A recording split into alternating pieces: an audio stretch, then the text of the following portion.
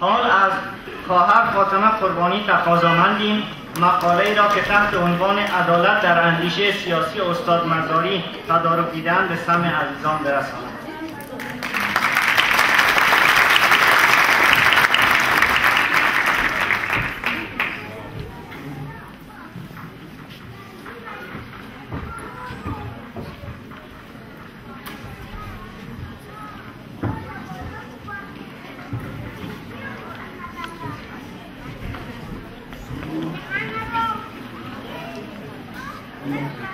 به نام آن که هستی نام از اویا، فلک جنبش زمین آرام از اویا. سلام بر تو ای آزاده، سلام بر تو ای آزاده، سلام بر تو ای بزرگ مرد تاریخ و سلام بر تو ای رهبر قوم من، ای شهید عبدالعلی مزاری. ای آن که غیرت را معنا بخشیدی، ای باغ ای شهید من. 16 سالروز شهادت رهبر همیشه جاوید ما بابا مزاری را به خانواده محترمشان و حضار گرامی تسلیت عرض می‌نمایم.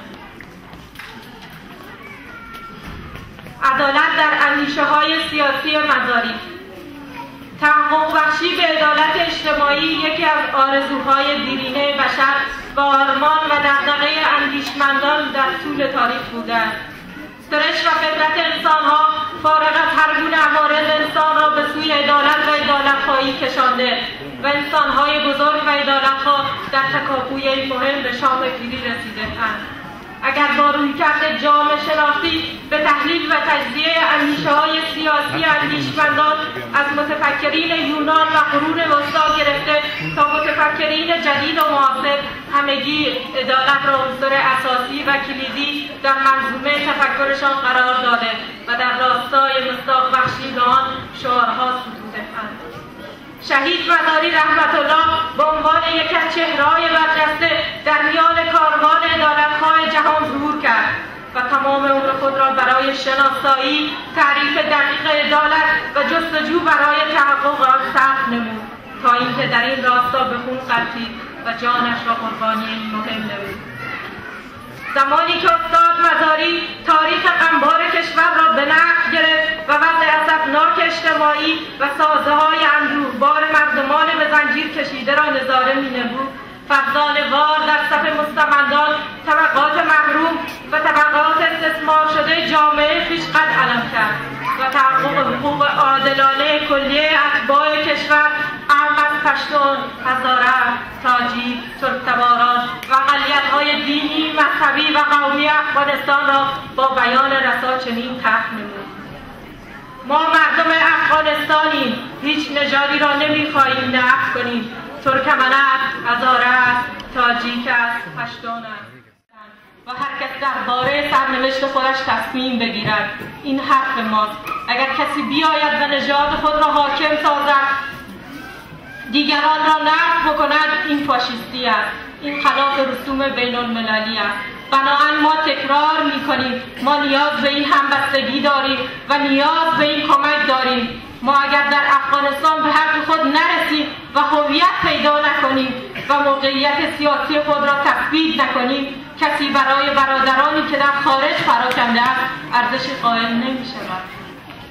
در جای دیگر استاد شهید مزاری در قسمت حل بحران کشور و سهم مساوی و عادلانه زنان با مردان در نظام جامعه و انتخابات و نفی هر گونه انحصار قدرت چنین گفت: ما تنها راه حل مسئله افغانستان را در انتخابات می‌دانیم. ما معتقدیم که انتخابات باید کاملا آزاد باشد و همه مردم افغانستان بتوانند در آن شرکت کنند.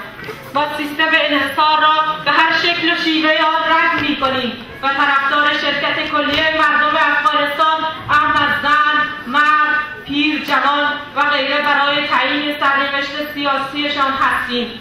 این عادلانه نیست که مردان حق شرکت در انتخابات داشته باشند ولی زنان از این حق مسلم انسانی و اسلامیشان محروم باشند.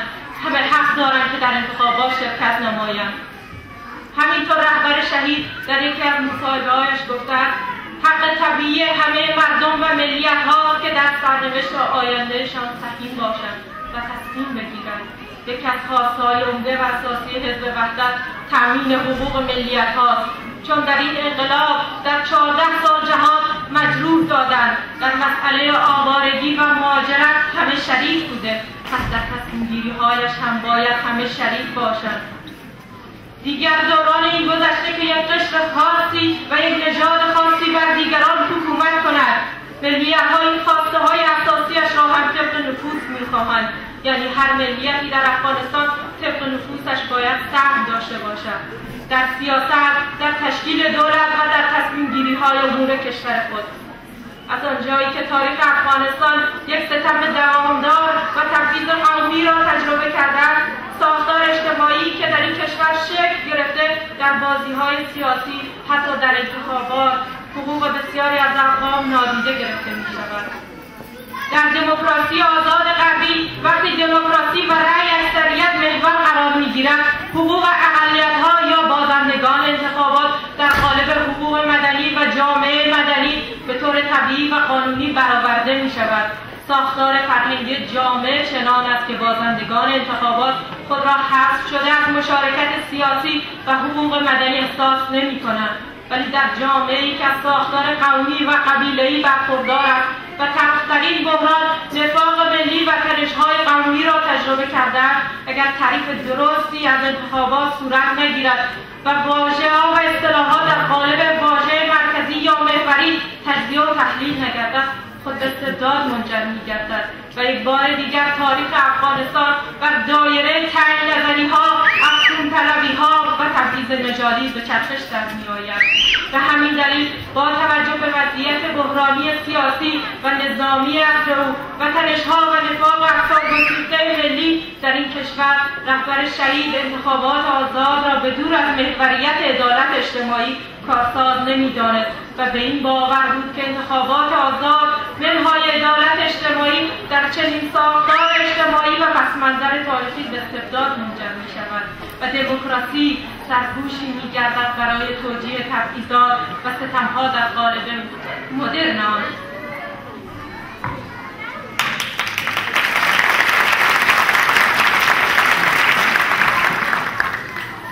از نظر رهبر شهید یگانه راه برای برون رفت از ساختار جامعه قبیله‌ای و قوم محوری ترکیب تناسبی اقوام در قدرت سیاسی است تا به مرور زمان از این حساسیت‌ها در جامعه افغانی کاسته شود و در سایه تعامل با یکدیگر اخوت و برادری شکل بگیرد.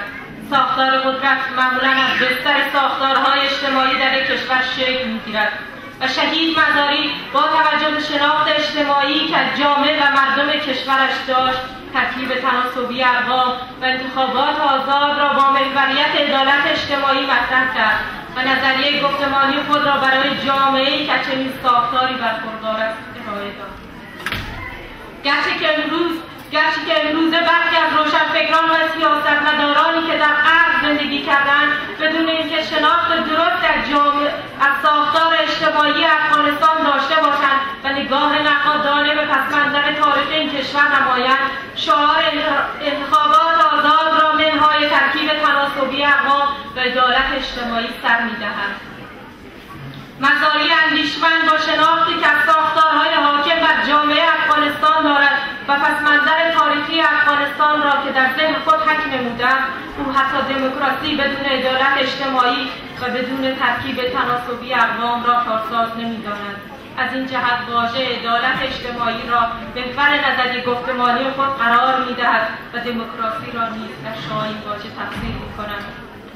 و در پایان شاعر چنین می‌گوید: چه میشد سالهای درد میماند، کبوتر با خزانی سرد میماند، به جای این همه انبوه مردم یکی میماند اما مرد میماند، یکی میماند اما مرد میماند.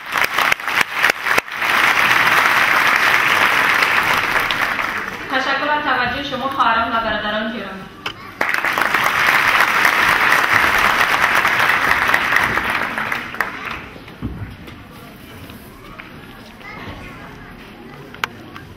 با تشکر از خواهر فاطمه قربانی.